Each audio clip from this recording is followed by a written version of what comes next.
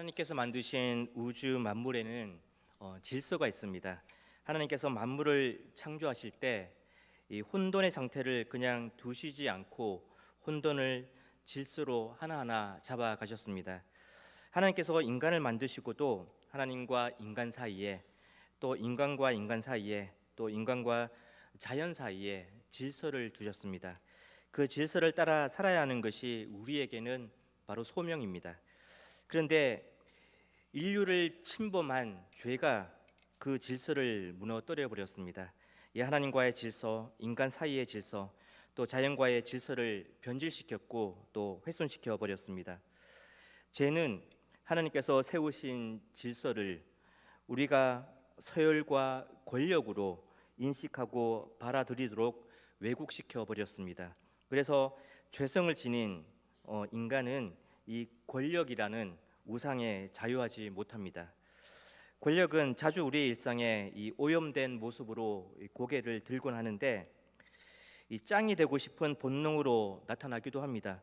이 싸움장을 위해 부지런히 싸움을 하는 이 아이들을 보면서 정복과 권력에 대한 욕구가 이 아이들 내면에도 얼마나 크게 잠식되어 있는지를 발견하곤 합니다. 이 아이들 뿐이겠습니까? 이 가장 가까운 부부 사이에서도 사실 흔히 나타나는 현상입니다. 특히 신혼 때 결혼 이후 가장 먼저 해야 하는 것이 무엇이냐고 물어보면 기선제압이라고 말하면 이 경제권과 주의권을 얻기 위해 치열한 이 고도의 심리 싸움을 벌이는 것, 이 또한 권력이라는 우상에 자유롭지 못한 현실을 보여주고 있는 듯합니다. 이 한때 유행처럼 이 사회에 번진 용어들이 있는데, 이 그루밍이라는 단어와 이 가스라이팅이라는 단어입니다. 이 두 단어 모두 이 성착취나 금전 착취와 연계가 되어서 자주 등장하곤 했었는데, 이 권력의 부패함을 아주 잘 나타내고 있습니다. 그루밍이라는 단어는 원래 이 털 손질, 몸단장의 의미를 지니고 있습니다. 이 고양이들이 털을 핥으면서 털 고르기를 하는 것과 이 다른 고양이에게 친근감의 표시로 털을 핥아주는 것으로 이런 호감과 신뢰, 친밀감으로 상대에게 다가가 이 심리적으로 상대를 지배하는 것, 바로 이것을 그루밍이라고 말합니다. 이 가스라이팅이라는 단어는 1948년도에 한 심리치료 전문가에 의해서 만들어졌다고 하니까 사실 꽤 오래된 단어입니다. 이 단어의 유래를 찾아보니 1938년까지 거슬러 올라갑니다. 그해 영국에서 공연한 한 연극에서 유래가 되었다고 하는데, 이 연극에서 한 남편이 아내의 재산을 빼앗기 위해 어떤 수를 쓰는데, 그 방법이 바로 이 가스등, 가스라이트였다고 합니다. 그 당시에는 요즘처럼 이 형광등이란 게 없고 이 가스를 통해 등에 불을 켰는데, 남편이 일부러 이 가스등의 불빛을 아주 약하게 만들어 놓고는 아내가 집안이 어둡다고 하면 아내에게 당신이 잘못 느끼고 있는 것이라며 이 과민 반응 때문에 그런 것이라며 몰아붙입니다. 또다시 아내가 어둡다고 얘기를 하면 이번에는 지금 이렇게 화난데 왜 어둡다고 말하냐며 호통을 칩니다. 이런 일이 계속 반복이 되면서 아내는 자신 스스로에게 무슨 문제가 생겼다고 느끼게 되고, 그래서 스스로에 대한 믿음을 점점 더 잃어가게 됩니다. 그렇게 자신이 무엇인가 잘못되었다고 생각하면 할수록 점점 더 의존하게 되는 대상이 있는데, 바로 이 상대방인 남편입니다. 다시 말하면 남편의 지배력이 점점 더 커지게 되는 것이죠. 이처럼 정서적인 학대를 통해서 이 상대의 자존감을 무너뜨리면서 상대에 대한 지배력을 강화하여 지배하는 것을 바로 가스라이팅이라고 합니다. 그러니까 그루밍이 이 친밀감을 통해서 상대의 심리를 지배하는 것이라면, 가스라이팅은 정서적인 학대를 통해 상대를 지배하는 것을 말한다고 할 수 있습니다. 이런 이 사회적인 현상은 이 권력이라는 우상이 얼마나 인간과 밀착되어 있는지를 잘 보여주는 하나의 예라고 볼 수 있을 것 같습니다. 오늘 본문에 등장하는 여로보암에게서도 바로 이런 권력의 우상에서 헤어나오지 못하는 모습을 발견하게 됩니다. 사실 여로보암은 이 솔로몬이 성을 짓고 다윗 성에 갈라진 성벽을 수리할 때 현장에서 일하던 사람이었습니다. 어느 날 솔로몬은 이 여로보암이라는 젊은이가 아주 부지런하면서 일 처리를 잘하는 것을 보고 너무 마음에 들었던지 요셉 가문의 일꾼들을 감독하는 일을 맡기게 되었습니다. 그렇게 신임을 받아서 일을 하던 어느 날 이 생각지 못한 사람을 만나면서 그의 삶이 꼬이기 시작합니다. 예루살렘을 나오다가 선지자 아히야라는 사람을 만나게 되었는데 그 선지자의 행동이 참 의아스러웠습니다. 그 선지자는 갑자기 자기가 입고 있던 옷을 12조각을 내더니 그 중에 10조각을 여로보암에게 주었습니다. 도대체 왜 이런 행동을 하는 것일까 싶었는데 그 선지자가 이렇게 말을 했습니다. 좀 긴 구절이긴 하지만 열왕기상 11장 30절부터 38절까지에서 이 내용이 나오는데 한번 읽어보겠습니다. 아히야가 자기가 입은 새 옷을 잡아 12조각으로 찢고 여로보암에게 이르되 너는 10조각을 가지라. 이스라엘의 하나님 여호와의 말씀이 내가 이 나라를 솔로몬의 손에서 찢어 빼앗아 12지파를 내게 주고 오직 내 종 다윗을 위하고 이스라엘 모든 지파 중에서 택한 성읍 예루살렘을 위하여 한 지파를 솔로몬에게 주리니 이는 그들이 나를 버리고 시돈 사람의 여신 아스다롯과 모압의 신 그모스와 암몬 자손의 신 밀곰을 경배하며 그의 아버지 다윗이 행함 같이 아니하여 내 길로 행하지 아니하며 나보기에 정직한 일과 내 법도와 내 율례를 행하지 아니함이니라. 그러나 내가 택한 내 종 다윗이 내 명령과 내 법도를 지켰으므로 내가 그를 위하여 솔로몬의 생전에는 온 나라를 그의 손에서 빼앗지 아니하고 주관하게 하려니와 내가 그의 아들의 손에서 나라를 빼앗아 그 10지파를 내게 줄 것이요 그의 아들에게는 내가 한 지파를 주어서 내가 거기에 내 이름을 두고자 하여 택한 성읍 예루살렘에서 내 종 다윗이 항상 내 앞에 등불을 가지고 있게 하리라. 내가 너를 취하리니 너는 내 마음에 원하는 대로 다스려 이스라엘 위에 왕이 되되 내가 만일 내가 명령한 모든 일에 순종하고 내 길로 행하며 내 눈에 합당한 일을 하며 내 종 다윗이 행한 같이 내 율례와 명령을 지키면 내가 너와 함께 있어 내가 다윗을 위하여 세운 것 같이 너를 위하여 견고한 집을 세우고 이스라엘을 내게 주리라. 누구인지 모르는 사람이 갑자기 나타나서 이 여로보암에게 당신이 왕이 된다고 예언을 했습니다. 이 왕의 가문도 아니었고 그래서 왕을 꿈꾼 적도 없었을 텐데 게다가 왕이 될 가능성이 있을 법한 그런 높은 위치에 있었던 것도 아닌데 왜 여로보암 자신에게 왕이 된다고 하는 건지 아마 어안이 벙벙했을 것 같습니다. 마냥 기분 좋은 소리였을까요? 아니었을 겁니다. 이 잘못했다가는 반역죄로 몰려 죽을 수도 있는 일이었습니다. 그런데 그런 우려가 현실이 되어 버렸습니다. 낱말은 새가 듣고 반말은 쥐가 듣는다 했던가요? 이 예언이 이 솔로몬의 계획까지 전해졌던가 봅니다. 11장 40절에 보면 이렇게 기록이 되어 있는데 솔로몬이 여로보암을 죽이려 하매 여로보암이 일어나 애굽으로 도망하여 이렇게 되어 있습니다. 여로보암은 한순간 도망자 신세가 되어 버렸습니다. 그렇게 솔로몬이 죽을 때까지 피해 다녀야만 했습니다. 이 솔로몬이 죽고 나서야 비로소 여로보암은 그의 모습을 드러낼 수가 있었는데 솔로몬이 죽고 그의 아들 르호보암이 대를 잇자 많은 이스라엘 사람들이 여로보암을 찾아왔습니다. 아마도 자신들의 그런 곤란한 입장을 대표할 지도자로 여로보암이 적격이다 생각했었나 봅니다. 그렇게 많은 사람들과 함께 여로보암은 르호보암 왕을 찾아가서 협상을 벌였습니다. 사실 여로보암 일행이 구하는 요구 조건은 타당한 것이었습니다.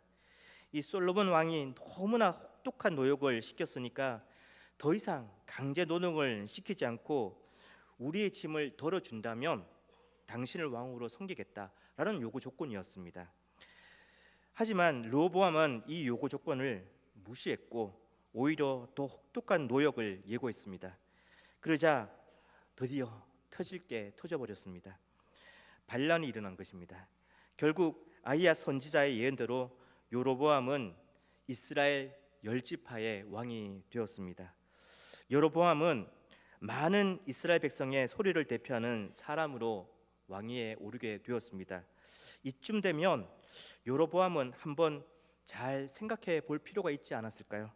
어떻게 왕이라는 자리까지 본인이 오르게 되었는지, 과연 이 자리에서 무엇을 해야 하는 건지, 어떻게 해야 이 왕이라는 자리에 합당한 모습으로 살아갈 수 있는 건지에 대해서 한번 곰곰이 생각해 보았어야 마땅한 일이었을 겁니다.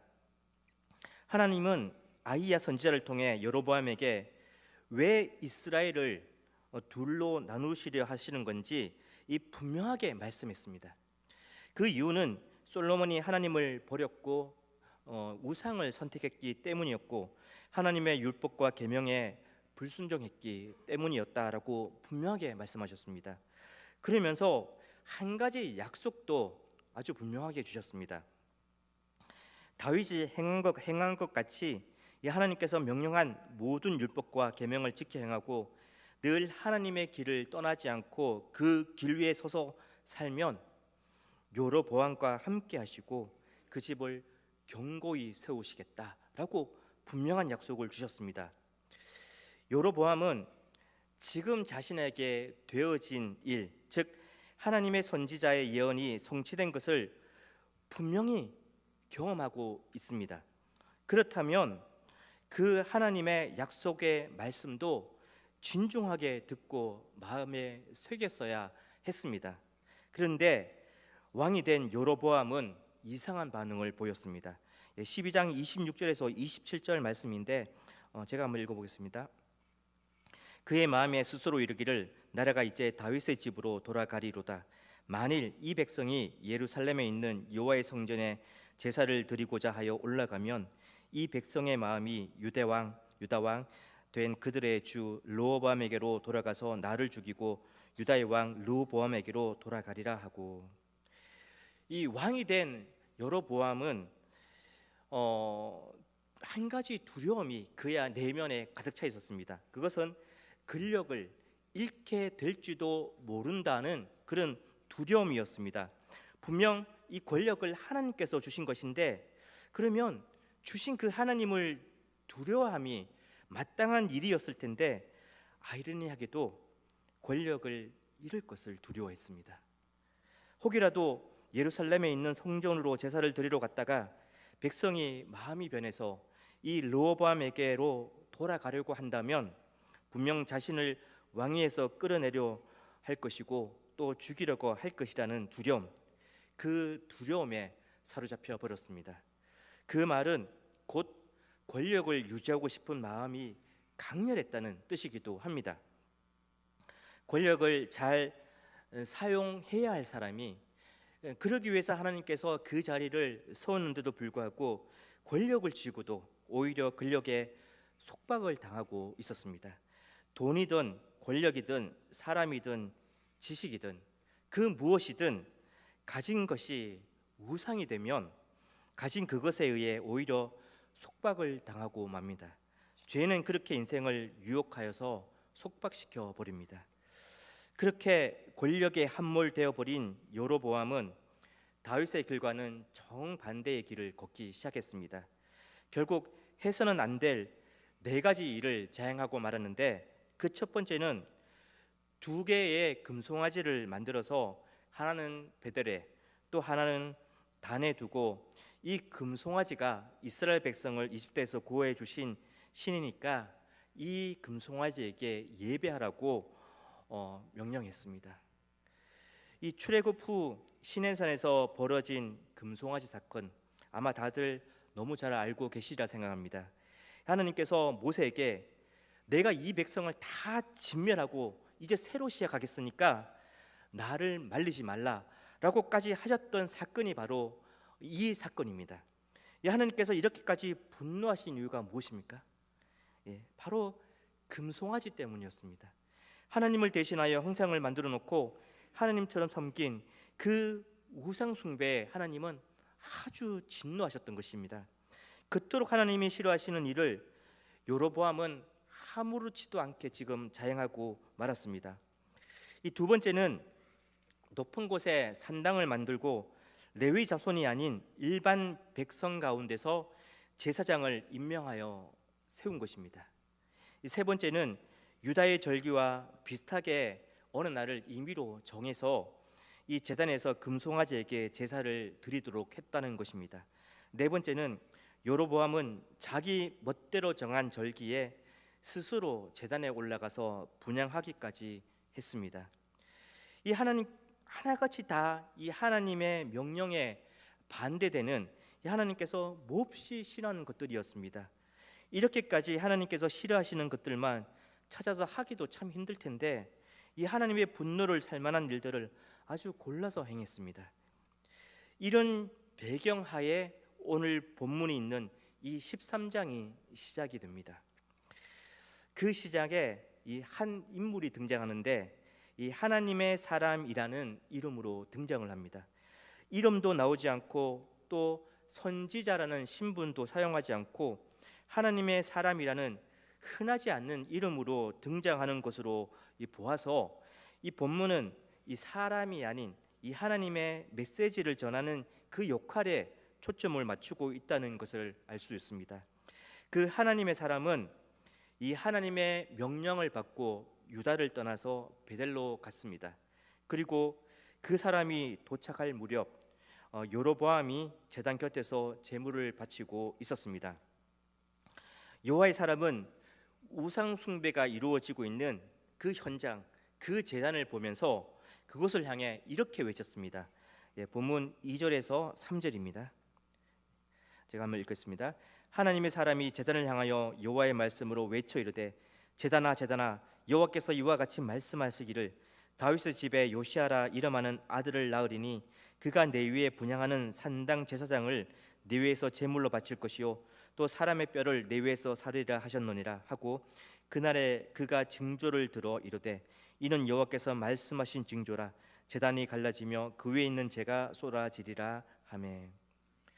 이 장차 다윗의 가문에서 요시아라는 인물이 나타나서 우상을 섬기는 이 산당의 제사장들을 다 죽이고 그 뼈들을 그 단 위에서 불태울 것이라는 이 하나님의 심판에 관한 예언이었습니다. 사실 이 예언은 300년 뒤에 요시아가 왕에 오른 후에 그대로 성취되었습니다. 열왕기하 23장 15절에서 16절을 한번 보시겠습니다. 또한 이스라엘에게 범죄하게 한 느밧의 아들 여로보암이 베델에 세운 제단과 산당을 왕이 헐고 또 그 산당을 불사르고 빻아서 가루를 만들며 또 아세라 목상을 불살랐더라. 요시아가 몸을 돌이켜 산에 있는 무덤들을 보고 보내야 그 무덤에서 해골을 가져다가 제단 위에서 불살라 그 제단을 더럽게 하니라. 이 일을 하나님의 사람이 전하였더니 그 전한 여호와의 말씀대로 되었더라. 하나님의 말씀은 반드시 이루어진다는 사실을 증명하고 있는 장면입니다. 이사야 55장 8절에서 11절에 이런 말씀이 있습니다. 이는 내 생각이 너의 생각과 다르며 내 길은 너희의 길과 다름이니라. 여호와의 말씀이니라. 이는 하늘이 땅보다 높음 같이 내 길은 너희의 길보다 높으며 내 생각은 너희의 생각보다 높음이니라. 이는 비와 눈이 하늘로부터 내려서 그리로 되돌아가지 아니하고 땅을 적셔서 소출이 나게 하며 싹이 나게 하여 파종하는 자에게는 종자를 주며 먹는 자에게는 양식을 준 것 같이 내 입에서 나가는 말도 이와 같이 헛되이 내게로 되돌아오지 아니하고 나의 기뻐하는 뜻을 이루며 내가 보낸 일에 형통함이니라. 땅에 사는 우리는 하늘을 초월해 계시는 하나님의 뜻을 감히 이해도 헤아릴 수도 없습니다. 하나님은 하늘과 땅의 차이보다 훨씬 더 크고 높은 지각으로 우리 인생을 이끌고 가십니다. 그래서 우리 인생을 향해 하시는 말씀 한마디 한마디도 그냥 하시는 법이 없으십니다. 비와 눈이 하늘에서 내려 땅을 적시고 싹과 열매를 맺게 하시는 것처럼 하나님의 입에서 나오는 모든 말씀은 반드시 당신의 뜻을 이루십니다. 오늘 본문에서 하나님의 사람이 선포한 예언의 말씀이 바로 이런 의미의 선포였습니다. 그런데 그냥 예언의 말씀만 하고 그친 것이 아니었습니다. 그 예언이 정말로 이루어질 것이라는 증거로 한 가지를 덧붙였는데, 바로 지금 제단이 갈라지고 그 위에 있는 재가 쏟아질 것이다 라고 선포를 하셨습니다. 그때 이 말을 듣고 있던 여로보암은 이 말이 굉장히 불쾌했던지 이 하나님의 사람을 손으로 가리키며 이 저놈을 잡아라 라고 말했습니다. 그런데 그렇게 여로보암이 손을 뻗자마자 편손이 마비가 되는 현상이 벌어졌고, 그와 함께 하나님의 사람이 예언한 대로 제단이 갈라지고 제단 위에 재가 쏟아져 내렸습니다. 순간 두려움과 무서움이 밀려들지 않았을까 싶습니다. 왜 안 그렇겠습니까? 하나님의 말씀이 현실이 되는 이 초자연적 현상 앞에서 누가 두렵지 않을 수 있겠습니까? 겁에 질린 여로보암은 손이 정상으로 돌아올 수 있도록 하나님께 은혜를 구해달라고 이 하나님의 사람에게 사정을 했습니다.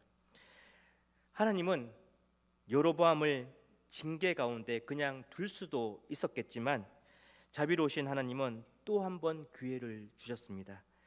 하나님의 사람의 기도로 낫게 하셨습니다. 그때 여로보암은 하나님의 귀해임을 알아차렸어야 했습니다. 왜 이런 저주 같은 예언이 선포될 뿐 아니라 실현되고 있는지를 한번 생각해 보았어야 했습니다. 그리고 이 모든 것이 자신의 죄 때문임을 깨닫고 옷을 찢으며 회개의 무릎을 꿇었어야 했습니다. 다윗도 큰 죄를 지은 적이 있지 않았습니까? 하지만 이 선지자 나단의 지적에 그는 시급을 전폐하며 진실로 회개했습니다. 바로 지금 이 여로보암도 그런 회개할 기회였습니다.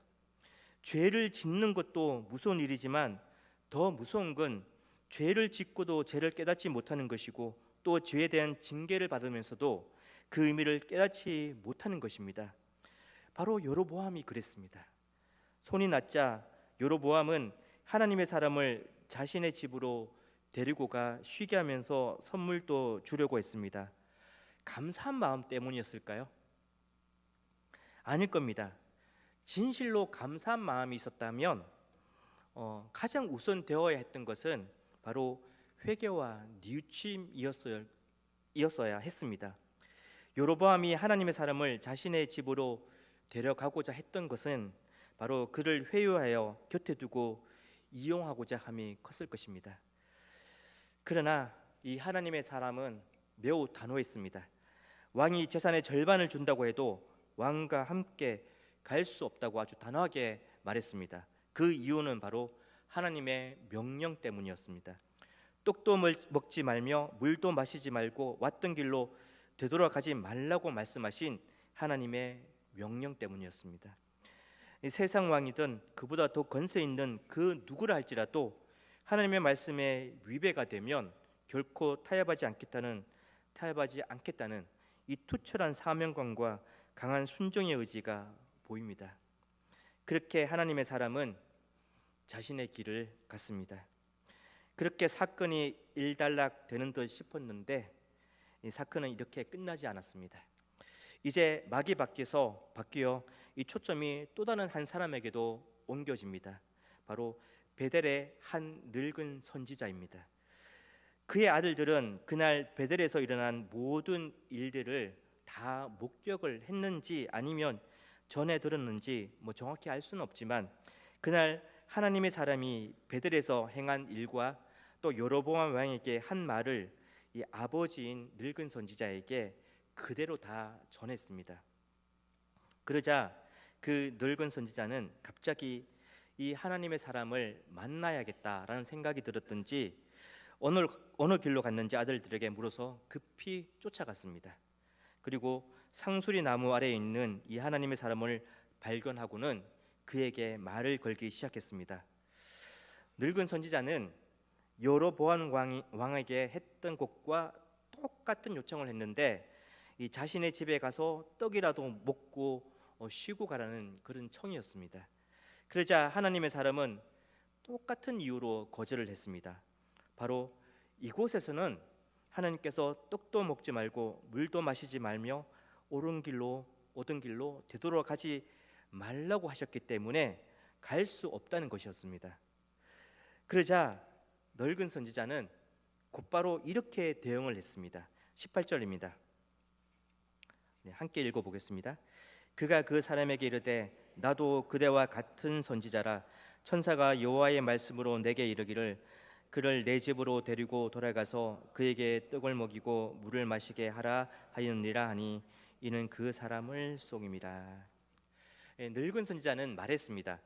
나는 그대와 같은 선지자인데 천사가 나타나서 그대를 내 집으로 데리고 가서 떡과 물을 마시게 하라고 말했다고 그렇게 얘기를 했습니다. 아주 그럴싸해 보입니다만 사실 이 말은 거짓말이었습니다. 하나님의 사람을 집으로 데려오기 위한 속임이었습니다.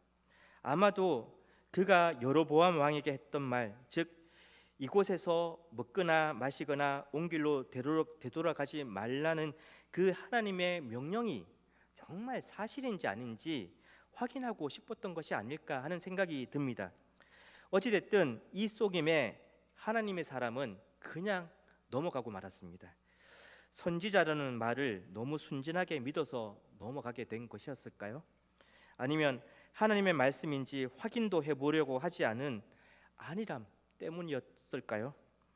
하나님의 사람은 속임에 넘어가 옳은 길을 되돌아가 이 떡과 물을 마시며 이 하나님의 명령을 전부 어기고 말았습니다. 그런데 참 희한한 일이 벌어졌습니다. 하나님의 사람을 유혹하여서 이 불순종하게 만든 늙은 선지자에게 갑자기 하나님의 말씀이 임한 것입니다. 하나님은 사실 사용하지 못하는 것이 없습니다. 때론 발람이라는 사람처럼 하나님을 섬기지 않는 사람에게 임하시기도 하고 나귀와 같은 동물을 사용하시기도 하니까요.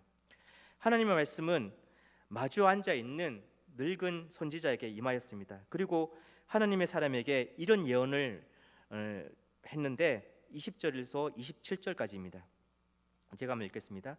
그들이 상 앞에 앉아 있을 때 여호와의 말씀이 그 사람을 데려온 선지자에게 임하니 그가 유다에서부터 온 하나님의 사람을 향하여 외쳐 이르되 여호와의 말씀에 내가 여호와의 말씀을 어기며 내 하나님 여호와께서 내게 내리신 명령을 지키지 아니하고 돌아와서 여호와가 너더러 떡도 먹지 말고 물도 마시지 말라 하신 곳에서 떡을 먹고 물을 마셨으니 내 시체가 내 조상들의 묘실에 들어가지 못하리라 하셨노니라 하니라. 하나님의 명령을 어겼다는 겁니다.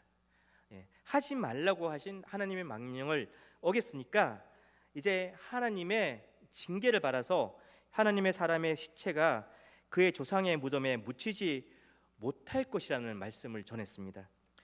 이들에게 이 조상의 무덤에 묻히지 못하는 것은 그냥 단순한 사건이 아닙니다. 이 가장 큰 불행, 무서운 형벌을 의미했습니다. 그리고 하나님의 말씀대로 이 하나님의 사람은 나귀를 타고 집으로 돌아가는 도중에 사자를 만나 죽임을 당해 길가에 내버려지고 말았습니다. 그런데 여기서 또 신기한 장면이 펼쳐졌습니다. 28절을 한번 보겠습니다. 그가 가서 본즉 그의 시체가 길에 버림받았고 나귀와 사자는 그 시체 곁에 서 있는데 사자가 시체를 먹지도 아니하였고 나귀를 찢지도 아니하였더라. 이 사자가 하나님의 사람을 물어 죽였는데 그 다음에 아무런 행동도 하지 않고 그냥 그 곁에 있더라는 것입니다. 그리고 나귀도 그 옆에 그냥 서 있었습니다. 이 동물의 세계에서는 일어날 수 없는 일입니다. 사자는 배가 안 고파서 그렇다 치더라도 적어도 나귀는 주랭랑 쳐야 맞는 행동 아니겠습니까? 그런데 그렇지 않았다는 것은 뭔가 이성적 세계를 넘어선 이 초월적인 메시지가 있다는 의미입니다. 바로 하나님의 사람이 죽은 것은 단순히 사자를 만났기 때문에 죽은 것이 아니라 그 사자는 불순종에 대한 하나님의 심판의 도구로 사용되어졌다는 것을 보여주는 장면입니다. 길을 지나가는 사람들은 신기한 이 장면을 목도하게 되었고 이 이야기는 늙은 선지자 귀에까지 전해지게 되었습니다. 그러자 늙은 선지자는 속여서 죽음에 이르게 한 그 자책 때문이었는지 아니면 이 하나님의 심판에 대한 두려움 때문이었는지 정확히 알 수는 없지만 길가에 버려진 이 하나님의 사람의 시신을 그냥 두지 않고 나귀에 싣고 성으로 옮겨와 슬피 울며 자기 집안 무덤에 안장했습니다. 그리고 아들들에게 이렇게 말했습니다. 31절부터 32절입니다. 제가 한번 읽겠습니다. 그 사람을 장사한 후에 그가 그 아들들에게 말하여 이르되 내가 죽거든 하나님의 사람을 장사한 묘실에 나를 장사되 내 뼈를 그의 뼈 곁에 두라. 그가 여호와의 말씀으로 베들에 있는 제단을 향하고 또 사마리아 성읍들에 있는 모든 산당을 향하여 외쳐 말한 것이 반드시 이룰 것임이니라. 늙은 선지자는 뒤늦게 이 하나님의 사람에게 임한 하나님의 명령이 반드시 이루어진다는 사실을 깊이 깨닫게 되었습니다. 하나님의 사람이 베달의 제단, 즉 여로보암을 향해 선포했던 그 하나님의 말씀도 반드시 이루어지게 될 것임을 이제야 비로소 확신했던 것이겠죠. 하나님의 말씀은 반드시 이루어진다는 그 확신에 차서 그 아들들에게 지금 이야기를 하고 있는 것입니다. 바로 이 늙은 선지자의 입을 통해서도 다시 한번 하나님의 말씀은 반드시 이루어진다는 사실을 하나님은 선포하게 하셨습니다. 이 사건이 여로보암 왕에게 전해졌던 것으로 보입니다. 그렇다면 이 사건들을 통해 여로보암은 늙은 선지자가 뒤늦게 깨달은 것처럼 하나님의 말씀이 반드시 이루어진다는 것을 깨달아야 하지 않았을까요? 그 깨달음의 기회를 여로보암은 또 놓쳐버렸습니다. 33절입니다. 여로보암이 이 일 후에도 그의 악한 길에서 떠나 돌이키지 아니하고 다시 일반 백성을 산당의 제사장으로 삼되 누구든지 자원하면 그 사람을 산당의 제사장으로 삼았으므로 여로보암의 마음은 이미 꾸러질 대로 굳어져 버렸습니다. 하나님의 경고를 듣고 또 하나님의 말씀이 그대로 이루어짐을 수차례 확인했음에도 불구하고 돌이킬 마음조차 없었습니다. 오히려 하나님의 분노를 살만한 일들을 더욱더 자행할 뿐이었습니다. 기회는 항상 주어지는 것이 아닙니다. 결국 여로보암은 그 기회의 끝을 맞이하게 되었고 하나님의 최후의 조치는 멸망이었습니다. 34절입니다. 이 일이 여로보암 집의 죄가 되어 그 집이 땅 위에서 끊어져 멸망하게 되니라. 오늘 본문의 사건을 통해 두 가지 교훈을 생각해 볼 수 있습니다. 이 첫 번째는 오늘 본문을 통해 여러 번 보여주셨던 것처럼 하나님의 말씀은 반드시 이루어진다는 것입니다. 그래서 우리는 늘 하나님의 말씀을 가까이 하고 그 말씀을 읽고 듣고 묵상하고 배우면서 하나님의 지혜를 얻어야 한다는 것입니다. 하나님의 말씀으로 세상을 들여다보고 나를 들여다보고 올바른 통찰력을 지니게 될 때 바로 우리는 바른 판단력을 할 수 있게 된다는 것입니다. 우리는 읽고 듣는 하나님의 말씀을 절대로 가벼이 여겨서는 안 된다는 것을 오늘 말씀을 통해서 우리에게 보여주고 있습니다. 하라고 하신 말씀과 하지 말라고 하신 말씀을 늘 진중하게 듣고 그 말씀대로 행하기 위해 늘 애써야 하는 것이 바로 우리의 바른 태도입니다. 늘 말씀을 진중하게 들을 때 우리는 순간순간 다가오는 이 죄의 속삭임으로부터 우리 자신을 지켜낼 수 있게 되는 것입니다. 영적 싸움은 결코 멈추지 않습니다. 우리가 쉬고 싶다고 쉴 수 있는 것이 아닙니다. 계속되는 이 영적 싸움에서 이겨낼 수 있는 길은, 승리할 수 있는 길은 바로 하나님의 말씀으로 맞서는 것임을 늘 잊지 않아야 할 것입니다. 그렇게 하루하루 하나님의 말씀을 단단히 부여잡고 하나님의 말씀이 성취되는 통로로 살아가시는 우리 성도님들 되시기를 축복합니다. 두 번째, 오늘 본문을 통해 얻게 되는 교훈은 하나님은 오래 참으시는 분이시지만 돌이킬 기회가 항상 있는 것은 아니라는 사실입니다. 우리는 우리에게 보내시는 하나님의 신호를 민감하게 들을 수 있어야 합니다.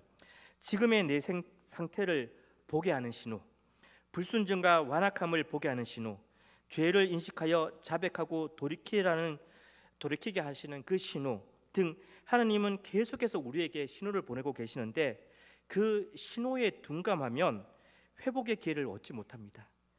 오늘 본문에 나오듯 여로보암에게 여러 차례의 기회가 주어졌지만 권력에 대한 완악한 마음 때문에 아둔하고 둔감한 마음 때문에 결국 하나님의 신호를 깨닫지도 잡지도 못한 모습, 이 모습을 우리는 반면교사 삼으셔야 할 것입니다. 늘 하나님의 말씀을 가까이에 두고 그 말씀에서 하나님의 음성을 민감히 캐치해내고 또 그 하나님의 말씀으로 반응해가는 우리 대길교회 성도님들 모두 되시기를 주님의 이름으로 축복합니다. 함께 기도하겠습니다. 하나님, 이 본문을 통해 여로보암의 모습을 살피며 우리의 모습을 진지하게 돌아보기를 원합니다.